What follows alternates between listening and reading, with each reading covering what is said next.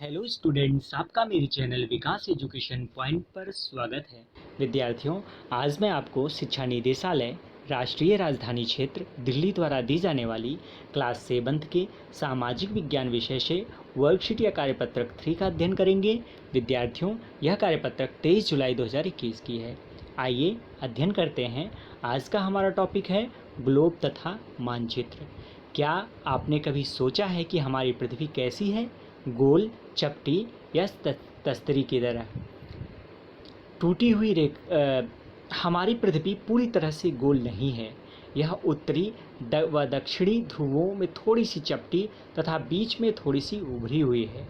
विद्यार्थियों, पृथ्वी जो है ना, वो पूर्ण रूप से जो है वो गोल नहीं है। ऐसे इस प्रकार से गोल नहीं है, हल्का सा ऊपर चपटी है और नीचे की तरफ भी थोड़ा सा चपटी है। जैसे यूं है, यूं ये कह सकते हैं, ये अंडे के आकार की है। ठीक है।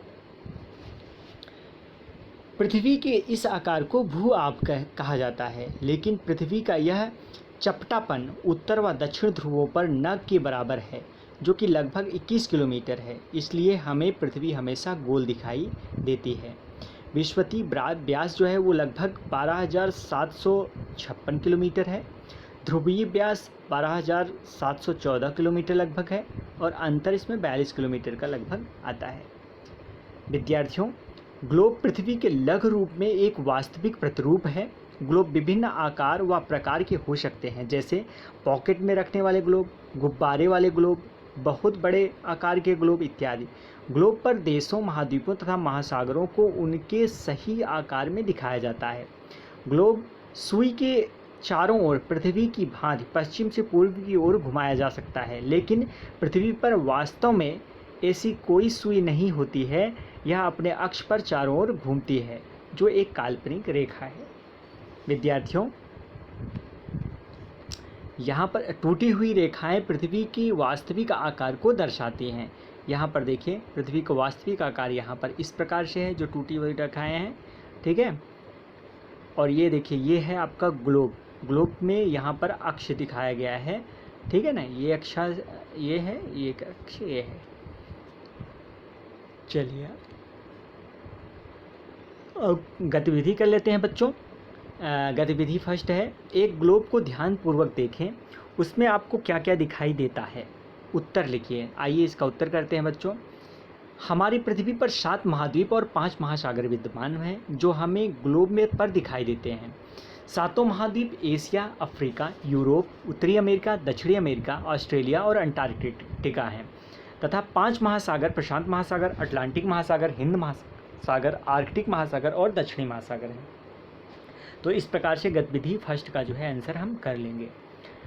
विद्यार्थियों, दिए हुए संकेतों के विभिन्न आधार पर पृथ्वी तथा ग्लोब में अंतर बताइए। यहाँ पर देखिए, बताइए ग्रह जिस पर हम रहते हैं गोलाकार, कोई काल्पनिक रेखा नहीं है। लघु रूप में पृथ्वी का एक वास्तविक प्रतिरूप या काल्पनिक रेखा होती है या भूभाग। आइए देखते हैं, करते इसके आंसर करते हैं। तो यहाँ पर हमें भरना है बच्चों। देखो, हमने भर रखा है पहले से ही। आधार है, पृथ्वी है और ग्लोब है। अर्थ, आकार और कल्पना। पृथ्वी जो है ग्रह जिस पर हम रहते हैं, और ग्लोब लघु रूप में पृथ्वी का वास्तविक प्रतिरूप है। आकार, इसका पृथ्वी का आकार भूभाग है और ग्लोब गोलाकार है। काल्पनिक रेखाएं, कोई काल्पनिक रेखा नहीं होती पृथ्वी पर, जबकि ग्लोब में काल्पनिक रेखाएं होती हैं। विद्यार्थियों, ग्लोब में अध्ययन की कुछ सीमाएं हैं। जब हम पूरी पृथ्वी का अध्ययन करना चाहते हैं तो ग्लोब का उपयोग करते हैं, परंतु जब हम पृथ्वी के एक हिस्से का अध्ययन करना चाहते हैं, जैसे भारत, दिल्ली, हमारा क्षेत्र आदि, तो मानचित्र अधिक उपयोगी होते हैं। मानचित्र पृथ्वी की सतह या इसके एक भाग की चपटी सतह पर खींचा गया एक चित्र है। मानचित्र मुख्यतः 3 प्रकार के होते हैं: भौतिक, राजनीतिक और थीमेटिक मानचित्र। ठीक है। चलिए बच्चों, नेक्स्ट क्वेश्चन है, ग्लोब और मानचित्र के में समानताएं और अंतर बताइए। आइए इस क्वेश्चन का आंसर करते हैं। क्वेश्चन नंबर 2, ग्लोब और मानचित्र में समानताएं यह महाद्वीपों, महासागरों और देशों को उनके सटीक रूप में दर्शाते हैं।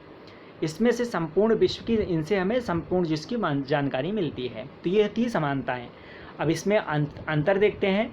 मानचित्र से मिली जानकारी ग्लोब की अपेक्षा ज़्यादा सटीक होती है। ग्लोब त्रिविमीय प्रदर्शन होता है, जबकि मानचित्र किसी प्रदेश का द्विविमीय प्रदर्शन होता है।